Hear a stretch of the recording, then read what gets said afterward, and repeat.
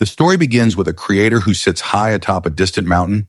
Below, humanity realizes they've been created by someone and are determined to discover who that someone is. They decide to climb the mountain, pushing through the clouds to finally meet the creator face to face. They gather into groups, each forming their own plan to reach the summit. As they prepare for the climb, the group starts speculating about the creator. Who is this being? What are its qualities? How can they gain its favor? They write down their thoughts and ideas in books, which they carry with them to remind themselves of the creator they seek. One group carries prayer rugs, stopping regularly along the journey to communicate with the creator. Another group abstains from certain foods, believing that self-denial will earn the creator's approval. Yet another group brings washing tools, ensuring they clean themselves daily so they are presentable when they finally meet the creator. But the books each group carries don't agree on what the creator is really like. So the groups take different paths up the mountain, inviting others to join them on this grand quest. Despite their differences, they all share the hope that one day they'll reunite at the mountain's peak, where the creator will welcome them like a proud parent, pleased with their efforts.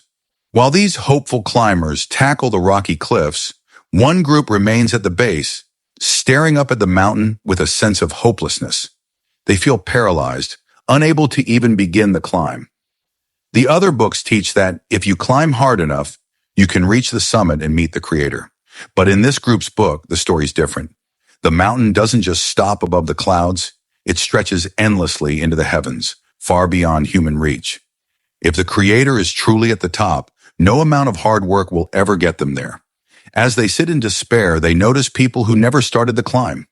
Some were uninterested in finding the creator, satisfied with life at the mountain's base. Others had begun their ascent but perished before reaching the summit. It seemed all hope was lost.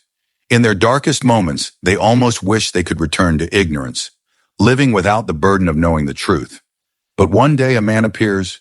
He was born and raised at the foot of the mountain, and he starts teaching the people about the mountaintop. He speaks of a vast kingdom at the summit, greater than anyone could imagine. The people at the base don't believe him. "You're one of us," they say.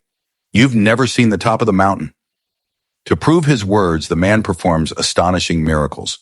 The blind regain their sight, the deaf can hear, and even the dead are brought back to life.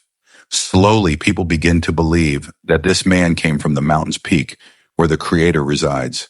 They grow excited, thinking maybe he can lead them up the mountain to meet the creator themselves. Some of the climbers pause their journey and come down to hear the man's message. Many are convinced by his words and the miracles he performs. However, just as many grow angry.